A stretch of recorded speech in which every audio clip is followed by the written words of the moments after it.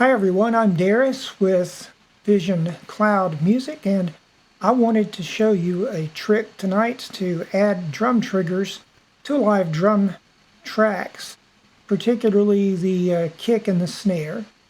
And we're going to use just the gate as the only other plug-in other than Impact, which we'll use to get our drums from.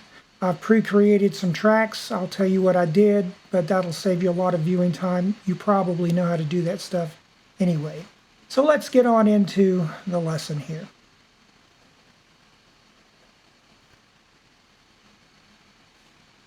When you look at this song, you'll only hear the drums right now because I've got everything else muted. And the drum track was laid down by Gene LaLoggia of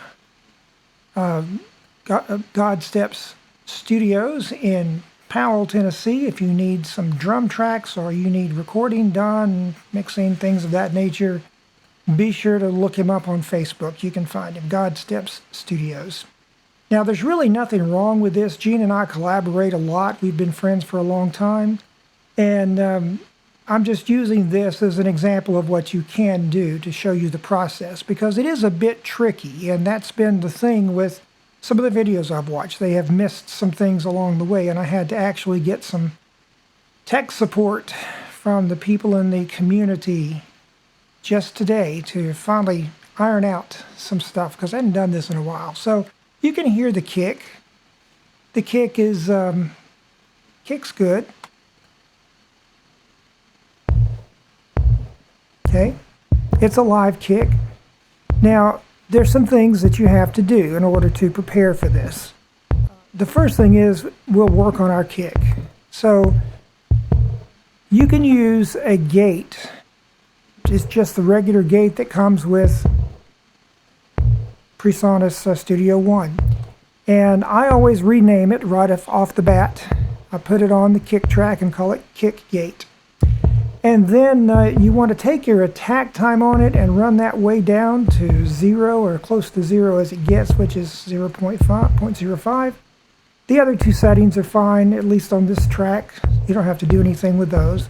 The next thing you're going to do is you're going to sort of clean up your drum track. Now, you may do this anyway. A lot of people do. They clean up their live tracks. They try to cut out other sounds, tom sounds, cymbal sounds that may be picked up.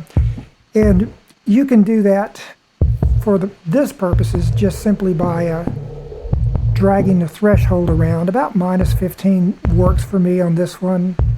It'll vary depending on your track. I've also done an extra step here that you don't have to do. You can hear right now that it sounds pretty good, but I've used a filter on this. And what the filter has done for me is it has filtered out everything above 154. So I'm not actually hearing anything above that. So that keeps my drum in the kick drum area automatically. You may not want to do that. It's not required. The other thing you have to do is you have to turn on the trigger mechanism right here. And it will automatically come up as C3. Now, I'll show you why I've got it set to C1 in just a moment on the impact pads. But this track now is pretty well ready to go. We've got one other thing right here we'll do, and we would make those adjustments later. There are multiple ways to adjust the track that you're bringing in, the MIDI track. This is the velocity. It goes from 0 to 127. And its default is 100. Now, on my mix, I just turned it down to what you see there so that I get about a -15 reading on it generally overall. And then I've got my kick drum coming in at -5. So about 10 dB difference so that it doesn't override it. It just fills it up a little bit more in the low end there. So once you've got your kick drum track prepared, you will need to have a MIDI drum track. Okay, so I've got this up here. This is my MIDI section. And I have, if you don't know how to create a MIDI track, you just click on the plus right here.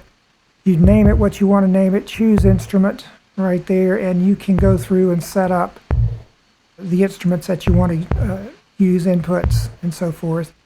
and outputs if you want to go ahead and do that at the beginning. Otherwise, you can do it later. And you'll see that stuff over here, right there. So what I've done now is I've made this track, and I have put an instance of impact on it. So impact is the drum track that we'll be using. It's again default with PreSonus stuff, and you can see right here when you look at it that my the pack I've chosen just for this example is this Astro one. It's one that's just comes with it. But you'll see that the bass drum I'm going to use is called C1, and I'll also be using a snare drum on D1. Now, what I will have to do is I'll have to do several little things here. I will have to go up here and make sure that the kick gate is chosen as the direct input on this case. So it's getting its signal from the kick drum off of the kick gate. So that's the gate we set up fairly moments ago. Now after that, you will have to do one other very important step, and that is to turn on the monitor button over here, because without the monitor button you're not going to hear anything. I can assure you of that. So you turn that on for the I clicked on the wrong spot there. You turn that on up here where the drum is, so right there, and take it off mute. At that point you can see that the bass drum down here in C1 is hitting. So that's what we want. That's the noise we're trying to get. And I've put a level meter over here. Right now it's doing about 11, 12, and it's going to vary in there as to how much it does. Now, that is how you do the basic setup. And you can do the same thing for your snare. Now you do have to add a second track for the snare, but you don't have to add another instance of impact, okay? You're going to look over here, and well, you're going to go down to your snare first, and you're going to set up your snare the same way we just set up the kick drum gate. Rename it, dial it in. In this case, we're going to set it on D1 and make any changes. Again, I use a filter on this. You don't have to. That's without the filter. And this is with the filter. So I've isolated between 154 and 300 and call that my snare so that I'm not getting too much extraneous stuff out there. And I'll talk about this here in just a moment too, with another workaround in case you have problems. So the snare gate is on, and all we've got to do then is go back to our track that we created, our second track. This one is called Snare. Very creative. And again, make sure that the source is set to snare gate right there. You just pick it, snare gate, there you go. And make sure that you've got the monitor on as well for the snare gate right there. Now, if we've got both of these unmuted, we should start seeing the impact bouncing on both of those, and you can see that both of them are bouncing whenever they are triggered by the gates. And again, you don't have to go up here and change anything. You've only got the one instance of impact, and that's the important thing right here. The output has to be set to impact, and as long as you do that, you can continue to use things off of the impact pads in this instance that you've already got set up. It doesn't require setting up a second version of it. Now, one thing about that is that the volume controls will be linked, so if you try to move one, you will move them all. So you need to make your adjustments to your volume in different places. You could click on the individual instrument, like right here I can click on the drums, the kick, and I could bring it up or down using the amplitude there. Or I could do what I have already done, and that is do it on the velocity meter over here. It doesn't seem to change the level reading right here, but it does change it in reality over here. You can do it that way. You can raise and lower the fader, of course, the normal ways you would do things. Now, what I've shown you is working well. Let me play it with and without. So this is without.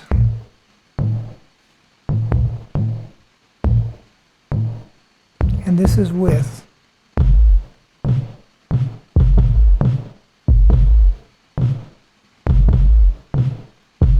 Without. And with.